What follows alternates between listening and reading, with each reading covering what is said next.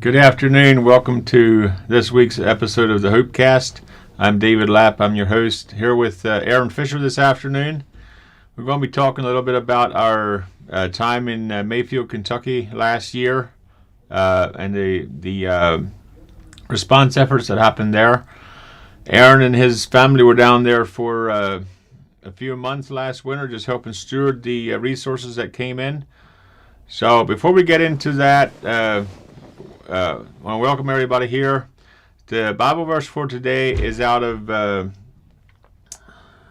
have it here now, out of 1 Peter 4:10.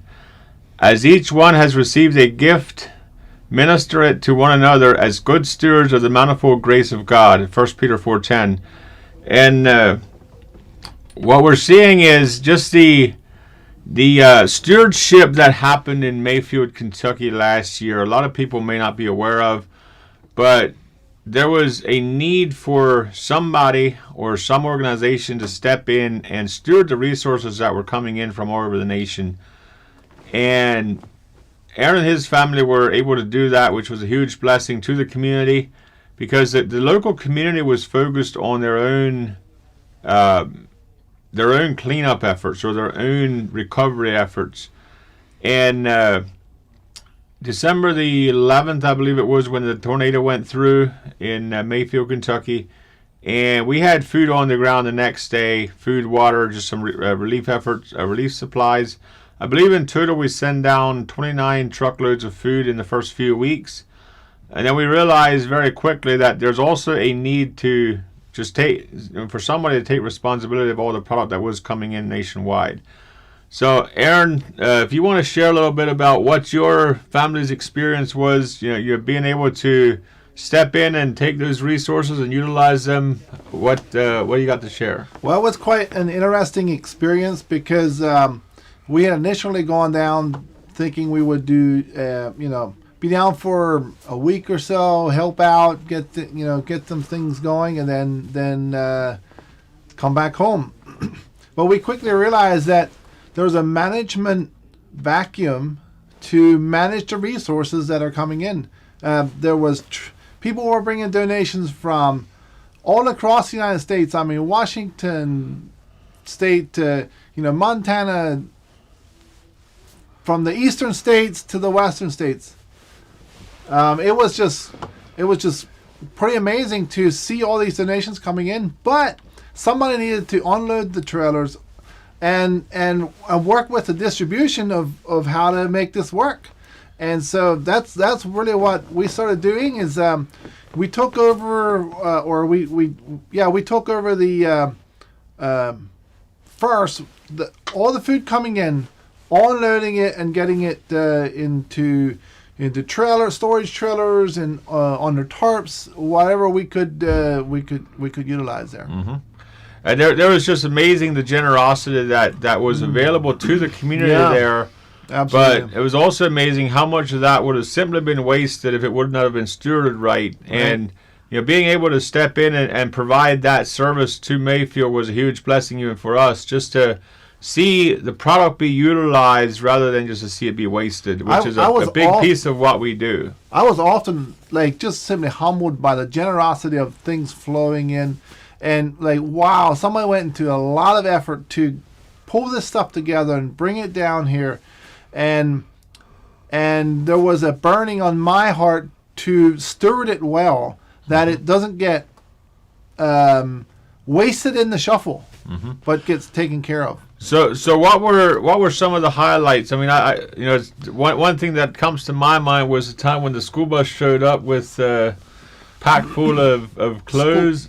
Many school buses. But one thing is also that I believe you want to tell people is how to respond to an outreach by palletizing the product versus just sending it down. Yeah, absolutely. So that was one thing that we really saw is people had such amazing hearts to give and to bring things in however they could do that in school buses and trailers and so forth. But one thing that we realized, to maximize the donation and the relief effort to an area that is going through a devastating time, is to actually put the product on pallets, wrap it, spend the extra money to use a Penske truck or something, rent a truck or something like that, because we were at times we had 50 volunteers unloading product and putting it on skids and wrapping it and safe, put it in a safe environment. So if that would have all been on pallets, it would have taken the fraction of those volunteers, and then they could have been doing something else as well. So in other words, if you're at a local church, they would have done all the work to shrink wrap this product, to put it on skids and have it ready to unload. It would have really cut down on their labor at the outreach. How many volunteers they had to utilize to then palletize this product. If they could have just brought the product in and it would have already been on pallets, a lot of that volunteer labor could have happened at home all across the nation instead of all having to happen right in Mayfield, where there was so many other volunteer opportunities in Mayfield. Yeah, and the other thing is to palletize it in categories, because we would receive a pallet. I mean, there's everything on that pallet from a jar of peanut butter to some tin cans to toiletry items to clothes, just all mixed together in one pot. Well, we needed to take that apart so that we can have a category with the food and the category with the clothes and the category with the toiletry items. So even separating those things out, putting the same things on the same pallet or the same category of items, it just really, really, really helps in a disaster situation. Mm-hmm. And I think a lot of this is stuff that a lot of people probably didn't think about, or most people, in a time like that, everybody wants to give, everybody wants to make a difference, everybody wants to be involved, and I believe if they could understand the greater impact, if they strategically get involved rather than just get involved, right, how much easier it would make the life of the people serving on the field and then getting this product out. So I think that's one of the aspects of our conversation here is around stewardship. And if you can maximize the volunteer opportunities locally and on the field by palletizing the product, by separating it, by shrink wrapping it, and sending a skid that's ready to go into a certain category when it arrives, I think would be a huge benefit in the future. Absolutely, that's definitely a big key I really appreciated all the phone calls that I got while we were doing that. Like, hey, we're bringing this load of product. Is there how do you want it? Well, I want it on pallets, and I want it separated in categories. And I can send you a picture of the different categories that we're separating things into. Oh, great! They were like, that is so helpful. We didn't know. Mm-hmm. And so then their church or organization, they could pull some volunteers together and people that didn't have the capacity to come to Mayfield, Kentucky, they can give their contribution at their local church, putting it on pallets and shipping it in a way that can be received very easily. And still have an impact on Mayfield with their service. Yeah. And I think just knowing some of this stuff, I believe is going to help, for future disasters that, if we get involved in them.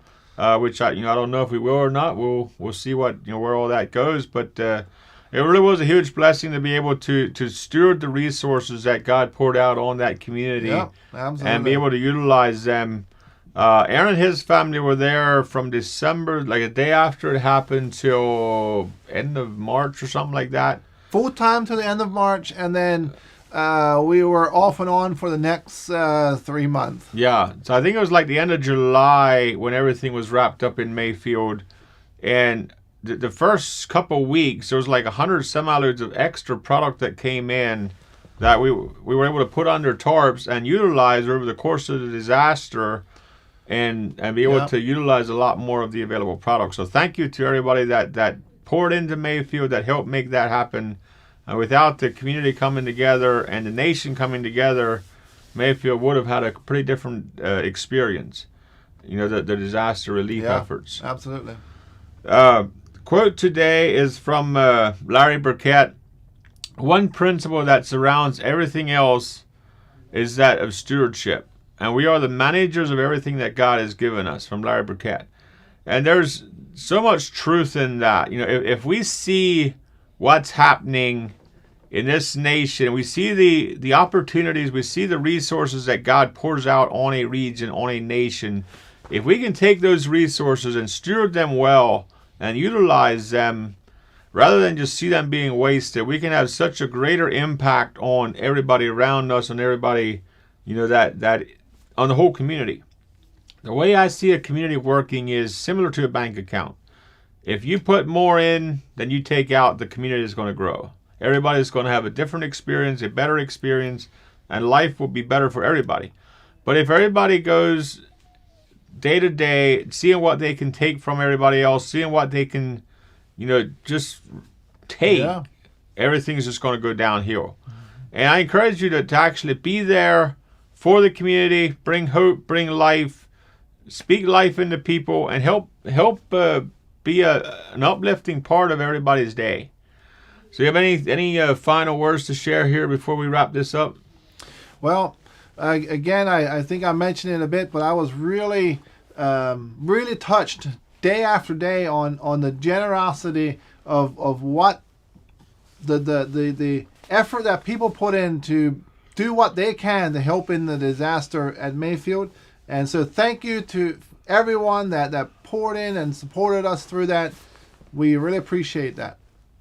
Yeah, it was really amazing I wasn't there a lot. I was there a few times, but it was really amazing to see the generosity be poured out in a disaster situation. And you just see the heart that people have to give in a time of disaster like that is just amazing. So thank you for everything that you've done for Mayfield, Kentucky in the last year. Thank you for joining us today on HopeCast. I'm David Lapp, the CEO of Blessings of Hope and also the host of this program. Learn more about Blessings of Hope. You can go to our website, blessingsofhope.com. God bless you, and remember, you can bring hope to everybody that you meet.